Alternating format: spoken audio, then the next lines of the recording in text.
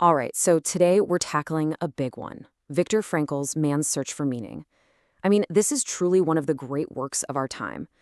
And yeah, on the surface, it's a book about survival, about getting through one of the absolute darkest chapters in human history. But really, it's about something so much deeper. It's about where we find the strength to survive in the first place. The whole book really boils down to this one single gripping question.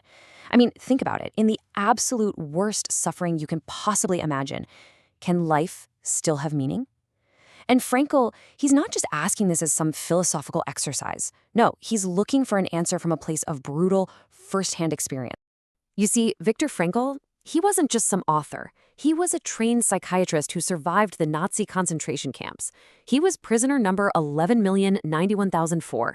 So the ideas in this book, they weren't cooked up in some comfy office. No way.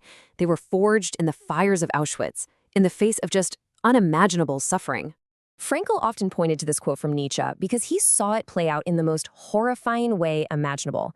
He noticed that the prisoners who lost their why, a reason to live, a hope for the future, they were almost always the first to die. It was like their will to live just evaporated. So to really understand the power of Frankl's answer, we've got to understand the question, right? We have to understand the how he and others endured. We need to look at this world that was literally designed to strip away every single thing that gives life meaning. Picture this. You arrive at Auschwitz, and the first thing you face is what Frankl called the finger game. An SS officer just standing there, casually pointing, left or right. You have absolutely no idea what it means. A simple flick of the wrist. To the right meant forced labor. To the left, well, that was something else entirely. And here's the absolutely chilling reality of that game. For the people on his transport and many others, a staggering 90% were sent to the left. Within just a few hours, their sentence was carried out. Pointing left meant the gas chambers. And in that single moment, everything was gone. Your family, your possessions. Frankl even tried to hide a manuscript, his entire life's work as a scientist. But another prisoner just looked at him and laughed, yelling a single word, shit. And Frankl said, right then and there, he just had to mentally strike out his entire former life. It was all gone. So, what happens to the human mind in a place like this? Frankl saw a clear psychological pattern. First, there was this overwhelming shock. I mean, how could there not be? But that was quickly followed by a second phase, apathy. It was this total blunting of emotions, like an emotional death. And strange as it sounds, it was actually a necessary defense mechanism to survive the day-to-day horror. The camps even developed their own chilling slang. A prisoner who was starting to look miserable, emaciated, unable to work, they were called a Muslim. And the second a guard labeled you as a Muslim, that was it. You were marked for the gas chambers. Your only job day in and day out was to look fit for work. Okay, so in this world of complete and total degradation, where life is stripped down to nothing, you'd think that's the end of the story. But it's not. Because it's right here, in this abyss, that Frankl discovers something truly remarkable, something that becomes the core of his entire philosophy. He saw it happen. He saw prisoners who had literally nothing left, walking from person to person, just offering a kind word.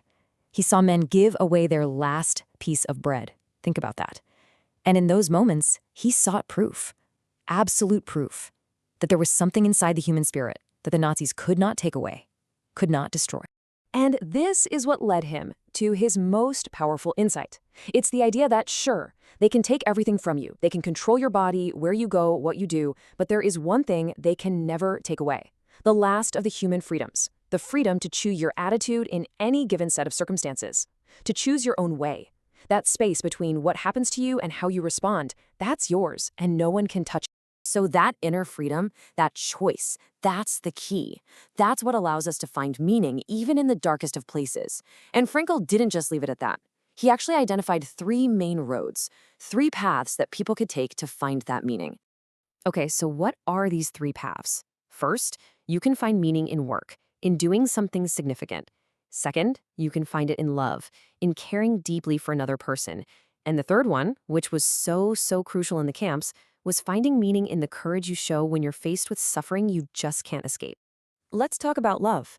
Frankl tells this incredible story. He's on a brutal, freezing march, stumbling, barely able to put one foot in front of the other. and he starts having this vivid conversation with his wife in his mind. Now, he had no idea if she was even alive.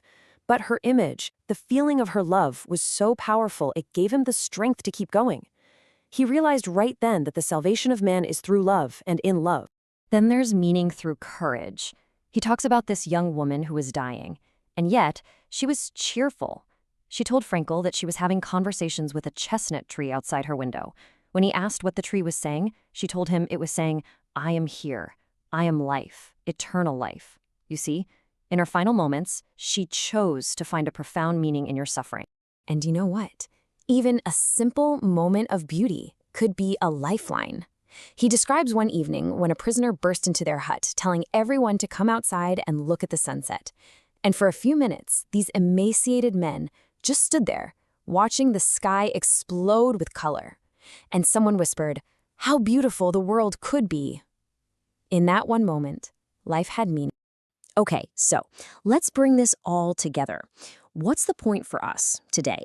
Because Frankl's lessons, they're not just some historical account. They are a powerful guide for how we can all live with purpose right now. Because, look, the things that challenge our sense of meaning, they don't have to be as extreme as a concentration camp. It can be any kind of suffering, any loss, any setback you face in your own life. The circumstances are different, but the core principle, it's exactly the same.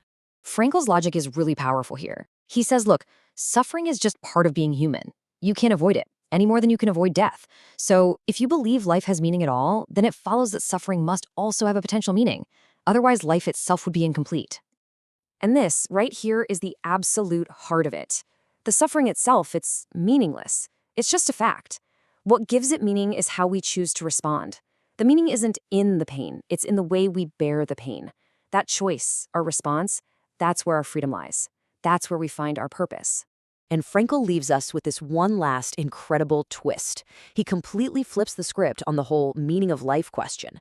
He says, maybe we've been asking the wrong question all along. It's not our job to ask life what its meaning is. Instead, life is asking us. Every single day, every single moment, life is posing the question to you. And you answer not with words, but with your actions, with how you live. So the only real question left is, what is your answer going to be?